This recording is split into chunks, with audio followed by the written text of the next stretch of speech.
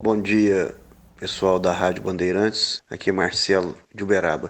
É tão difícil instituir a meritocracia no serviço público, fazendo uma alteração na legislação, tornando as empresas públicas mais eficientes, com uma condição semelhante às empresas privadas? Isso é tão difícil de se conseguir? Bom dia, amigos da Bandeirantes. Bom dia, professor Marco Antônio Villa. Essa privatização do Correios aí, acho que igual aconteceu com a Telefônica, deve ser uma boa, né? Porque a Telefônica deslanchou, né? E vai acabar com esse cabidão de emprego aí que é o Correios, né? Professor Villa, Emerson de São Caetano do Sul.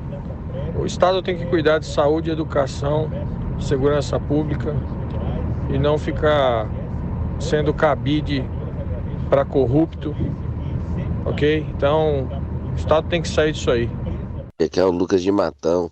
Esse Porto de Santos é uma vergonha. Faz uma semana que eu tô carregado aqui de açúcar a granel e não descarrega. Não tem navio para descarregar. Uma semana já. A questão do porto, são muitas questões, são variadas, que tem que ter tipo de entrada diferente sobre cada tema. Não pode jogar tudo no mesmo saco e aí responder de forma fácil, do senso comum, que é privatiza tudo. Está tudo errado. Quem fala isso não conhece nada de Brasil, nada de economia e está a serviço de uma potência estrangeira. Parece, se não me engano, um que fica ao norte do México. Então, a questão que se coloca é a seguinte: realmente o senhor tem razão sobre o Porto de Santos, é um caos. Eu já vi o Porto lá do alto, uma vez entrevistando um político já falecido por um trabalho, um livro meu, e da casa dele era possível ver um número de navios, olha, tinha mais de 3 dúzias, que estavam aguardando para entrar no Porto de Santos e descarregar, e é um custo que está embutido em tudo aquilo.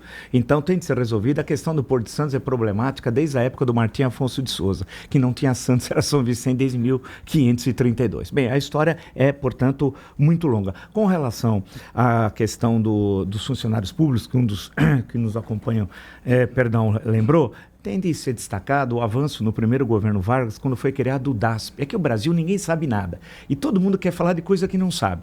O DASP, que é o Departamento Administrativo do Serviço Público, foi criado ali por volta de 1938. E ele vai tentar moralizar a administração pública com concursos. Porque até então, quem trabalhava na estrutura estatal era por indicação. Então, a partir dali que começa a construção de uma burocracia permanente de Estado. Isso foi um grande avanço. Isso no primeiro governo Vargas. Aí vem o concurso, depois vem a questão de estabilidade, etc.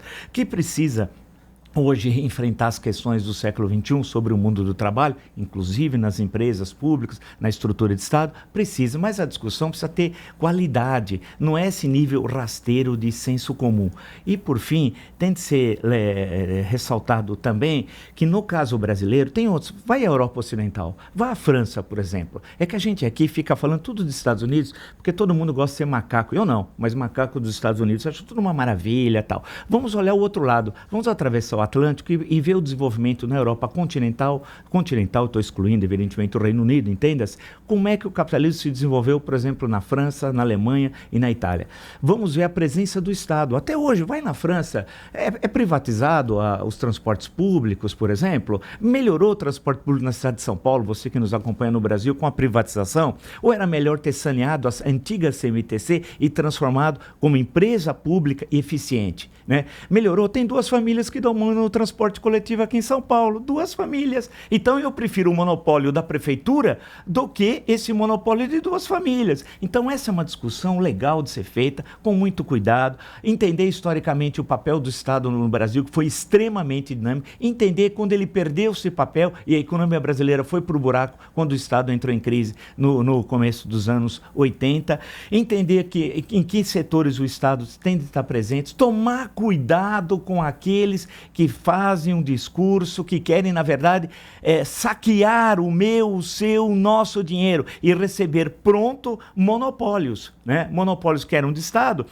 e passam a ser da iniciativa privada. Necessário muito cuidado. Eu desconfio de todos esses discursos. E a história mostra que esses discursos eram para servir a interesses privados aqui do Brasil ou de fora do Brasil.